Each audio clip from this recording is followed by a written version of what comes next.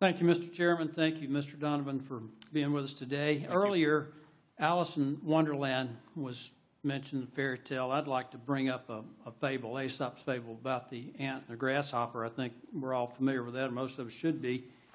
And the ant was very diligent in preparing for the winter, warned the grasshopper that he should as well, and the grasshopper was dismissive and undisciplined, and we know how that turned out. When winter came, he starved.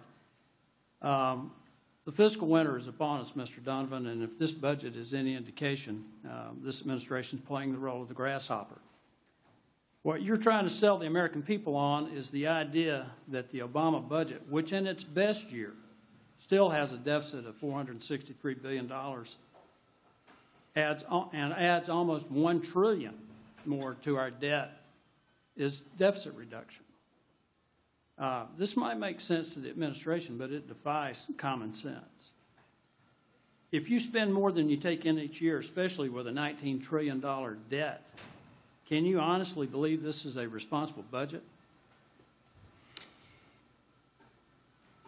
I believe if you look at the record, that what we have seen... It's not the record. The question is, if you spend more than you take in, is that responsible budgeting? This is a responsible budget. It keeps deficits below 3% of GDP, a widely recognized standard, and reduces our debt. I mean, you mentioned that in this budget there are savings in Medicare and Medicaid that are generated through the Independent Payment Advisory Board. Aren't those savings that are really going to be on the backs of seniors who are denied services? In fact, the so-called IPAB their recommendations only kick in if savings in our health care is not as much as we would expect. And most importantly, their recommendations can't deny service, and anything that they recommend comes to Congress for approval. I just find it astonishing that there'd be so much emphasis on taxing job creators, the people who do create jobs. And I grew up dirt poor in a tiny little town in northwest Alabama, so I understand who the job creators are. I just find it astonishing that you want to punish the job creators, yet count savings against seniors who very likely will be denied access to services.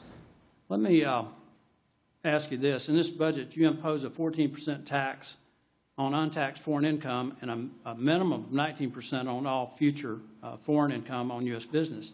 At a time when some of our biggest companies, such as Burger King and AbbVie Pharmaceuticals and Medtronic and I think Horizon Pharma in Chicago, for instance, are moving their headquarters overseas, and countless others are looking at it because the U.S. is punishing tax code, what makes you think that adding more taxes on these companies for doing business internationally is going to keep them rooted here? Well, actually, our business tax plan would lower the rate from 35 to 28%, and it has specific provisions that would stop companies from these so-called inversions and create incentives to bring money back home, bring jobs back home, and invest it here in the U.S. It's still a long way off from making us competitive with other countries. Last thing I want to ask you about is you mentioned the savings generated through this administration's immigration policies. So let me ask you this.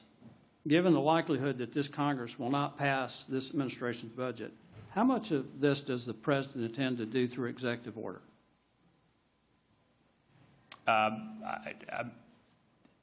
The President has already taken action within the power that the law grants him.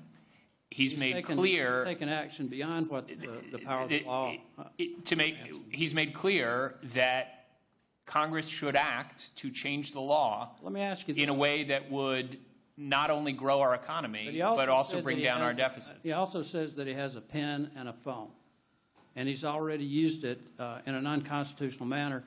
I'm just wondering if there's been any discussions in the White House about implementing some of these things in this irresponsible budget through executive order. I think when the President took action last year, he made clear that he was acting within the authority granted him by law, and that there were additional steps that Congress needed to take, that on a bipartisan basis, the Senate came together and agreed to, and that those steps would have powerful effects to grow our economy and reduce our deficits. And we ought to come together and take those steps. The gentleman's time has expired. The gentleman